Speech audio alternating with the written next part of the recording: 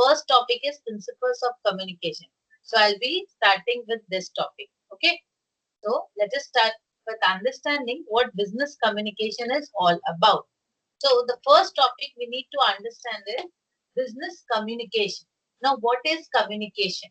First of all, you need to get a clear idea about communication. Communication means we are exchanging certain information. That is, I am conveying my information to someone so that a certain objective gets fulfilled. While communicating, I or anyone who is communicating, communication definitely means that I'm exchanging information, I'm sharing information, I'm conveying certain information. So communication is a process in which information is exchanged between and among individuals using common symbols, signs, and behavior. See, it is very important that we need to understand the main motive of communication. What is the main purpose of communication? Why do we communicate? We always communicate with an intention that my message is conveyed to the specific person in a right manner and he understands the same thing. What does it mean? If I am explaining something, what I would like to convey. I'm trying to explain you the concepts of business. As a teacher, what I'm trying to do? I'm trying to explain you the concept of business communication. Fine. Now, what is my intention? What is my purpose? That whatever I'm trying to teach, you should get a thorough idea about it. You understand the same language, the same topics, the same contents in a manner in which I'm explaining it to you. It simply means if I am teaching you that this is a white horse, you should also understand that this is a white horse. Simply, my perception and your perception should not be different at all. So, communication should use a common symbol which you can understand, I can understand. If I am telling you anything in Bengali and you don't understand Bengali, then what will happen? This language, there will be a language barrier. So, a commonalities is very common. Commonalities in the case of symbols, whatever symbols we are using, symbols is just gestures like namaste. We do namaste in India, and namaste is now worldwide popular gesture. But if we have certain gestures from Korea, and you are using the gestures in India, and I'm not understanding what you are trying to convey. The symbols I'm not understanding, the signs you are conveying, I'm not understanding. Or the behavior. Simply, so communication is a two-way process. It is not a single mode. So it must be conveyed by a sender and it must be understood by the receiver. So the sender and the receiver, the two most important factor is there in the communication. So communication always starts by understanding the receiver's point of view. If I'm teaching you something, I need to understand your perception. How my student will understand the thing. Are you getting my point? Is this point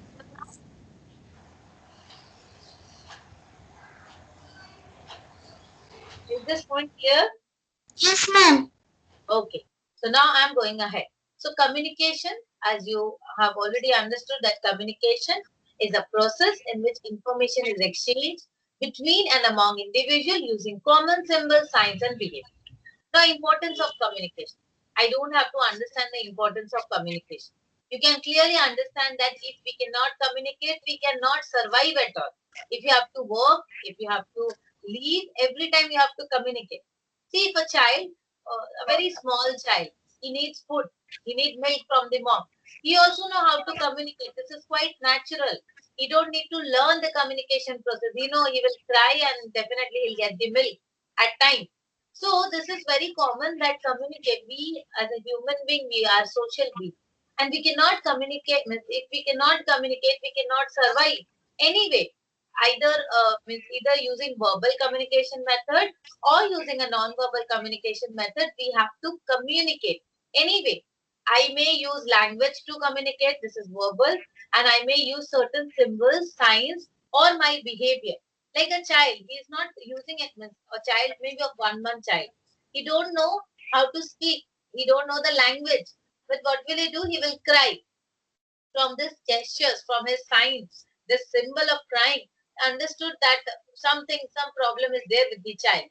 Either he's feeling hungry or some problem is there. So communication lies in every part of the world, in every part of our life. According to a survey conducted by the Harvard Business Review, the ability to communicate is a critical factor for an executive to be considered for promotion.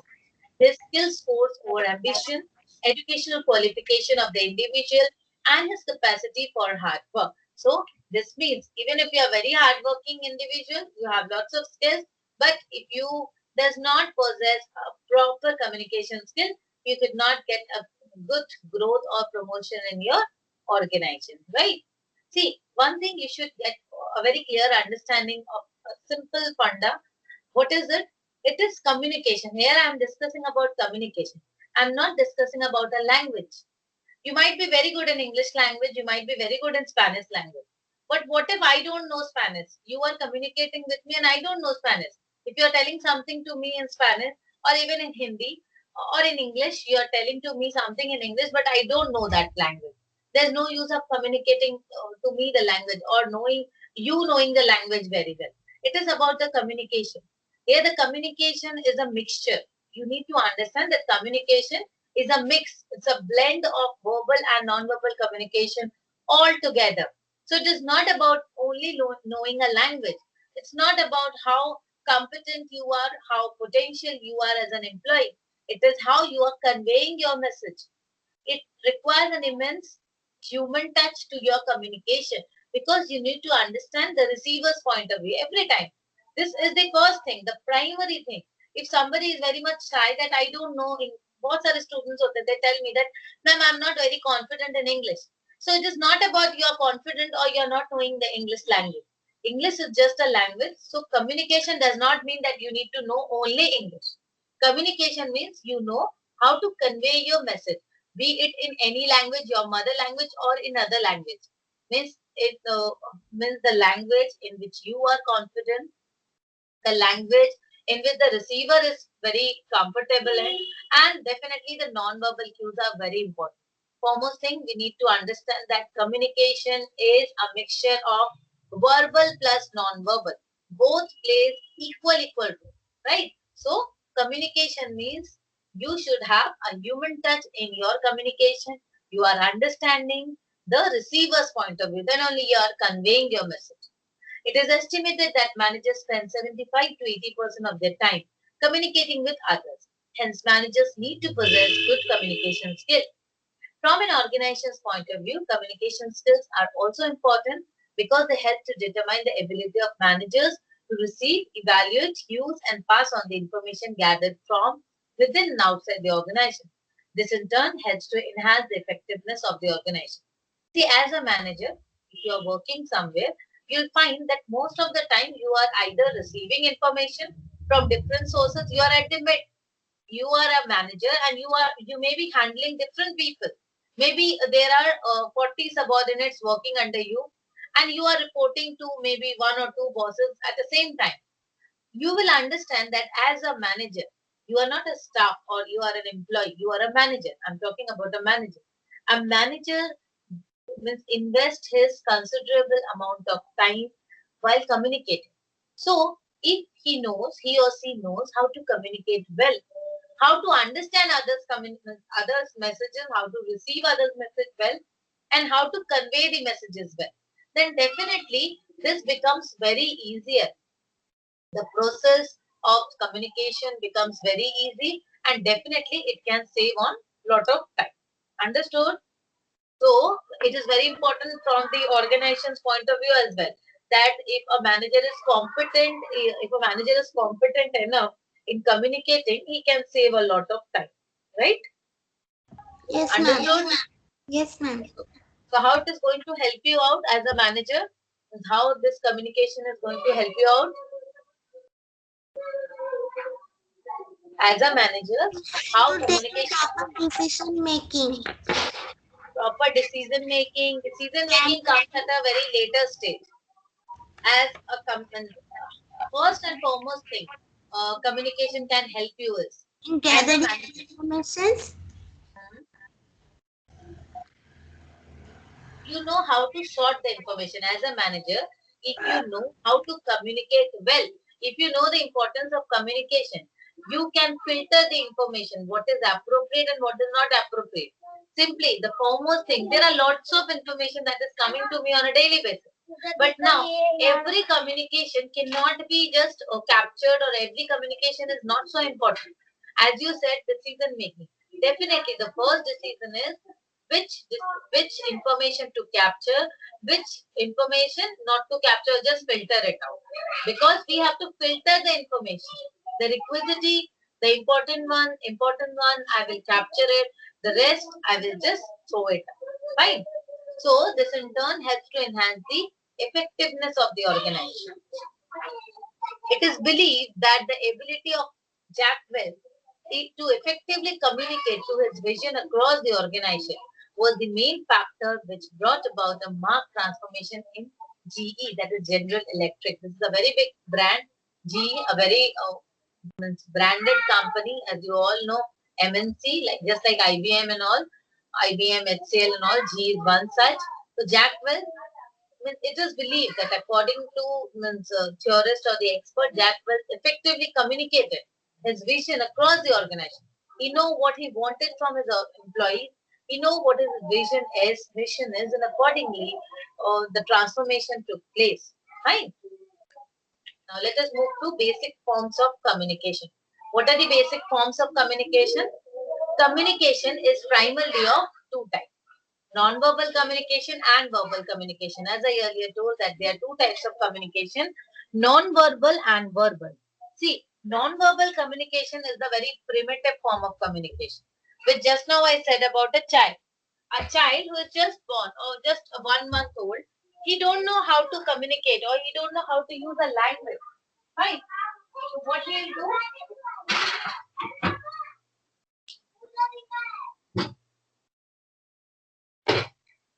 Just a minute.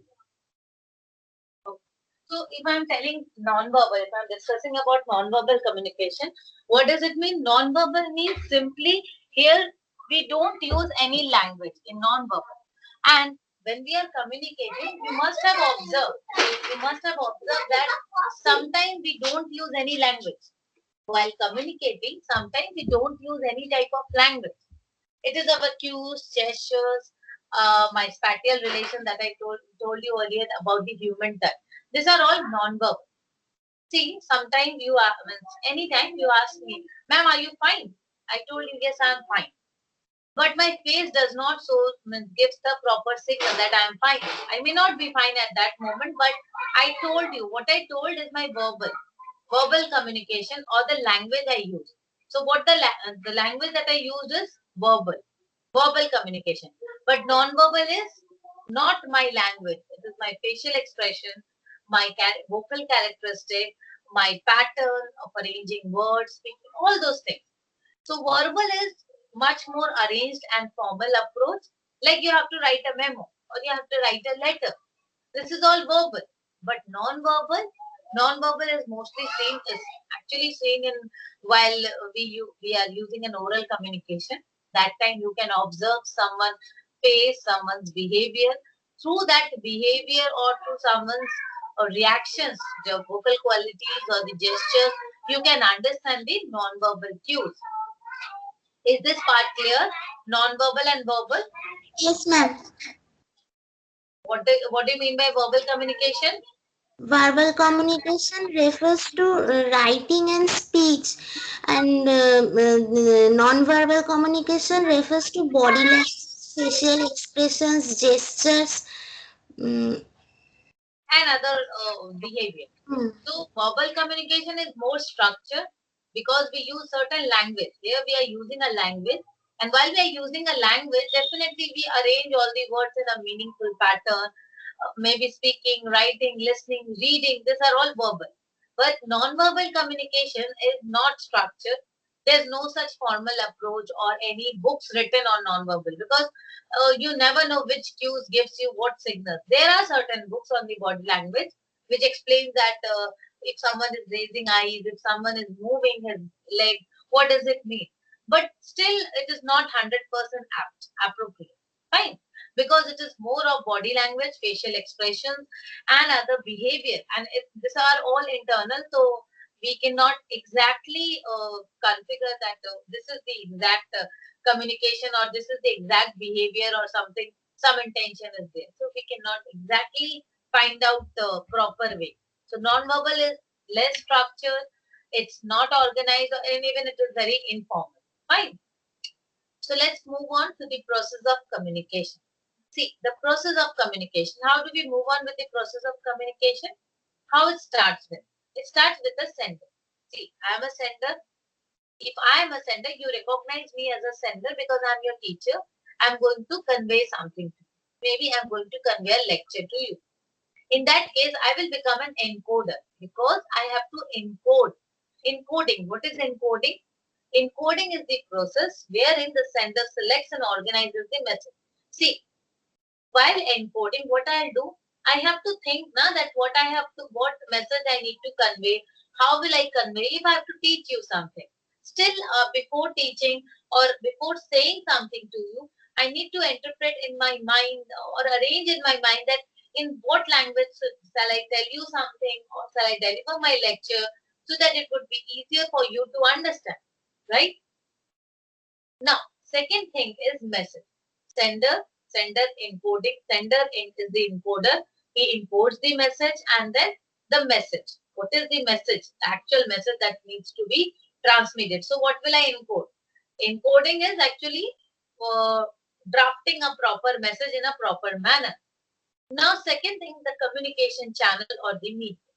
I have to use certain communication channel or the medium. It can be a non-verbal channel or a verbal channel, that is telephone, fax, computer, memos, letter, etc. This all choices depends on the medium, location, audience, and so on. Then the receiver. Who is the receiver? Here in our communication process, who is the receiver? You are the receiver because you are going to receive the information. Now, what will you do? What will you do with the information? You will definitely decode the information. Decoding means you are interpreting the message. I have arranged the message. I have encoded the message. Now you are decoding it. Decoding means you are interpreting, receive the message, you are interpreting the message in your own language. This is called decoding. If the message is decoded correctly, it means that the receiver, in the manner in which the sender intended it to be conveyed, has interpreted the message. Decoding is done properly. See, here this process is very important, the decoding process. Encoding was important because I encoded the message. First of all, আমাকে কি করতে হয়েছে? I have to encode the message. আমাকে মেসেজটা সাজাতে হয়েছে so that you get a clear idea. তুমি ভালো করে বুঝতে পারো, and now this is your part that you decode the message well because you are the receiver. Now it is your responsibility that you decode the message well. If you don't decode the message well, then definitely it will be very difficult for you to understand. Fine. So it is very important that you decode in the manner in which I have said. Now the feedback. After you decoded the message, you will give me a feedback. Yes, ma'am, I have understood this. This is the final stage. If the feedback is not done properly, if you then don't give me a proper feedback, then at that time it is understood that the communication is not complete. If I have told you everything, if I'm teaching you everything I'm doing, but I'm not receiving any feedback from you. I used to take it now. You are understanding. Are you getting my point? Why do I do it? Because I need to know whether the other person is hearing me or not. Is understanding my point or not. If I don't ask you anything, if you don't ask me any question, it means you are not getting my point clear. You don't have, either you don't have any issue, you are understanding it well, or you are not interested in learning at all. So the feedback has to be there. Until and unless the feedback is there, the communication process is not complete. Is this clear? See, Yes, now ma'am. okay. Here's the diagrammatic representation of the communication process. See, is the sender or the encoder. Fine. Now the encoder has his own experiences, his attitude, skills, and perception. What does it mean? The sender. Who is the sender? I am the sender. I have my own experience. See, every sender, whoever is conveying a message, everyone cannot send you a message in the same manner. তুমি বলো না ma'am আমি ওইখান থেকে বুঝতে পারিনি আপনি বোঝালে বুঝতে পেরেছি so why is it so anyone will teach you the same thing anyone can explain you the same concept but where is your lacking or my lacking is the experience every sender has their own experiences their own attitude toward explaining the skills. Now, suppose when somebody is very tired, he is not in a mood to teach you at all. But now, so what will be his attitude? His attitude would definitely be very negative because he is not in a mood to teach you. That time he could not explain you something. So this is very important that the sender, with his own perception, with his own experience, with his own situation, he is trying to convey something. So he is using a message, he's using a medium, he's sending a message in a medium. It could be verbal, non-verbal, written, email, web, anything. Now the receiver is here. The receiver will decode the message according to his own experience. Now you are understanding whatever I'm teaching, you are getting my point very clear, right? But there could be some student who is not understanding my point. Why is not understanding? Because he has not studied this topic earlier. So it might be difficult for someone who is studying the topic for the very first time. So every receiver will have their own experience, isn't it? You are a receiver, you are getting my point very clearly. But some other student, he is also sitting at the computer online, but a noise is disturbing. What is noise? Noise is any barrier that distracts communication or that hampers the communication process. It might be some student, like Sarda is sitting online on a computer, but her computer is getting disturbed due to network connectivity or any such issue. Then what will happen? She will not be able to listen to me, my points as clearly as you can. She could not interpret the same thing. So this disturbance, the disturbance in the communication process is called noise. Understood?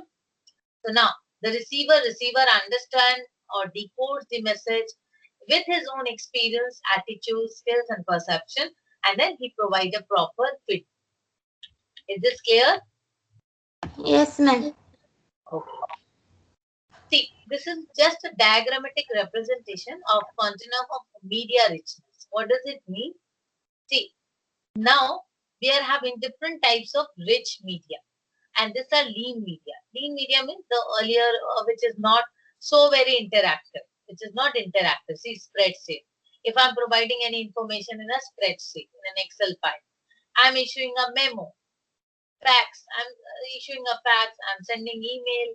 Web chat is more interactive. See, spreadsheet very less interactive than the memo and then fax. Fax is becoming interactive now. Email more interactive. Web chat more and more interactive. So we are moving towards a rich media like phone, video conferences, and face to face.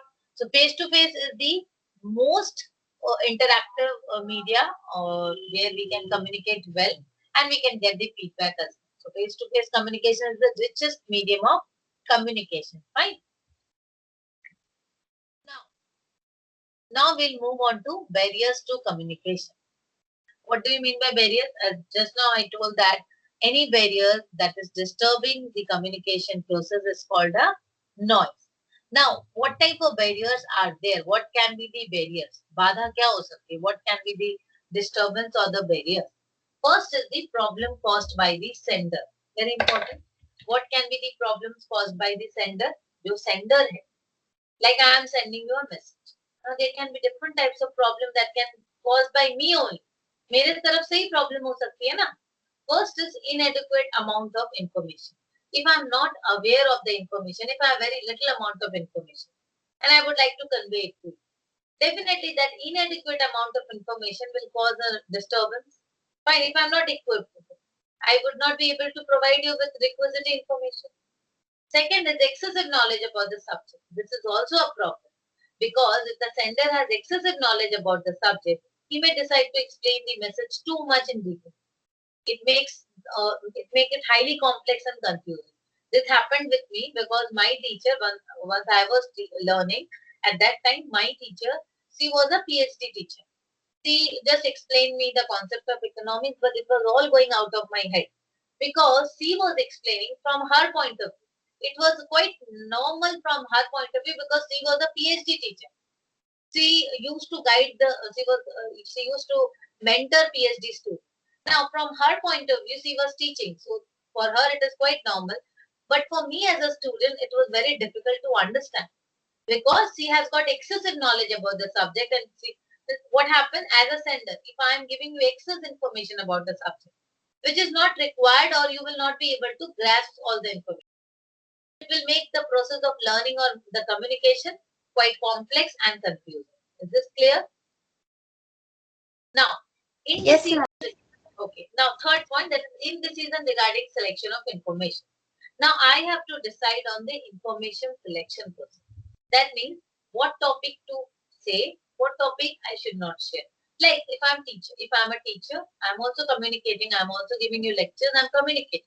So what is my communication? This is your syllabus. I'm checking your syllabus and accordingly I'm teaching. Fine.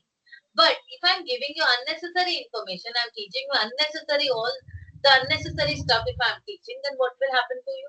You will not, means ultimately you will get burdened with so many so much amount of information. It will hamper the entire communication process actually. Then the order of presentation. If I'm not clear about the order of presentation, if I don't teach you ABC and directly I go to the grammar portion and teach you the sentence and grammar, then what will happen to you? Same way, the order of presentation is very important from the sender's perspective. Lack of familiarity with the audience. This is again here the human touch is important. That is which I earlier told you about the human touch. Human factor is quite important because I as a sender I should know who are my audience. If I don't understand the audience, suppose if I'm speaking in front of females aged between 30 to 40, for their, according to their profile, according to their means familiarity, I have to say something as a speaker. Suppose I don't know who all are my audience. Suppose the audience are senior citizens, and if I'm talking something as a just as a mid-age woman, 30 to 40 in between, and I'm talking in between the senior citizens, the problems of mid-age women, it will not attract the audience because they are not familiar with it. They have their own problems and they would like to listen to a topic which is more attractive to them. So it is very important that familiarity with the audience should be there. Lack of experience in speaking or writing. Now, if I'm not conversed with writing or in speaking, then what will happen? It will definitely cause problems. Now, problems in message transmission. This is the second type of problem. If the message transmission gets hampered, like the number of transmission links, what does it mean? There are certain transmission links. Told to you, you told to someone else, then you will tell to someone else like this. The more the number of links, the more distortion, message distortion will take place. So here the message distortion will take place and ultimately the communication purpose is not fulfilled. Right? Transmission of unclear or conflicting messages. Sometimes there are unclear messages or conflicting messages which creates a problem.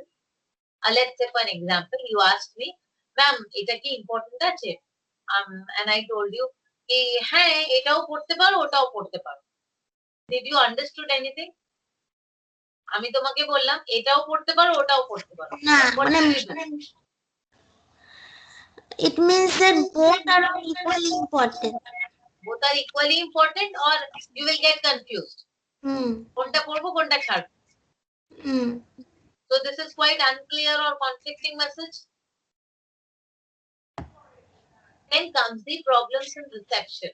Now the problems goes to you. The problems in reception. So as a receiver, there can be problem or in receiving the problem. Here the problems in reception. That means I have conveyed the message. The message does not reach to you properly. Fine. Then as I told you that anything that disturb the entire communication process, this is called noise. Noise may be of several types. It can be a physical noise. Physical noise means anything, like এখন বাইরে বাস যাচ্ছে. So that sound is disturbing, but ढोल बज रहा है. दुर्गा पूजा में ढोल बजता है ना, कितना disturb होता है. So this is physical noise because you and I are understanding or listening to that noise. This is physical. We can hear the noise. This is called physical noise. But there are certain psychological noise as well. What is psychological noise? Psychological noise also interferes in the communication process. What is psychological noise? Sometimes something is going in your head. कुछ चल रहा है तुम्हारे माथे में. And if I'm conveying something, you're not listening to me. You're not understanding what I'm saying. Anything as such. This is called psychological noise. Psychological noise can be your behavior, your attitude towards something, your preoccupation, your preoccupied mind, your fear, hostility, egotism. Onic time to itai hoy. Most of the time we see that someone is either in fear or is hostile behavior or ego. That is why for this reason he or she would not like to listen to. Fine. Problems in receiver comprehension and perception. Now there are certain problems in receiver comprehension. Receiver, जैसे तुम receiver हो, now you have received the message. अब आप उसको कैसे comprehend कर रहे हो? How you are comprehending the message? This depends on your perception, because as we earlier discussed that sender has his own perception. Sender की देखो, sender or receiver, this the two parties to a communication has equal role. As a sender, मेरे अपने educational background है, the way I will communicate something. See, you can clearly understand a person who has got very good intellect. Intellect in the sense, he does not need to be very much educated. An intellectual person can have a very high intellect even if he is not very educated, because intellect means his sharpness of mind, his presence of mind. How do he use his intellect? वो अपने दिमाग को कैसे use कर रहे हैं? तो वो एजुकेशन या सर्टिफिकेट से मैटर नहीं करता. एक आदमी कितना एजुकेटेड है या कितना इंटेलेक्चुअल है, उसके इंटेलेक्ट वो अपने ब्रेन को कैसे यूज कर रहा है. तो accordingly he is communicating something. Any person is communicating. Maybe a person with good educational background, with good intellect, with good powers to convey, he is communicating. A person, एक person है जिसका बहुत experience है, एक person है जो बिल्कुल experience नहीं है. तो दोनों का जो communication technique होगा, it would be different, isn't it? A person with various experience, उसका 10 साल का experience है. A person with 10 years experience in communicating, वो कैसे communicate करेगा? और एक आदमी जो बिल्कुल फ्रेशर है, वो कम्युनिकेट करेगा. दोनों में डिफरेंस होगा ना? व्हाट? Yes. दोनों में काफी डिफरेंस होगा, बिकॉज दोनों के एक्सपीरियंस अलग है, दोनों का attitude toward a problem would be different, पूरा डिफरेंट होगा. तो वैसे ही द रिसीवर जो है, जो मैसेज रिसीव कर रहा है, उसके भी तो अपने कुछ ना कुछ सिनेरियो रहे होंगे ना. उसका भी अपना एनवायरनमेंट रहा होगा, उसने भी अपने जो पर्सनालिटी डेवलप हुई है, उसने भी अपने और लाइफ में बहुत कुछ देखा होगा. तो different people are born and brought up differently with different scenes in his or her life.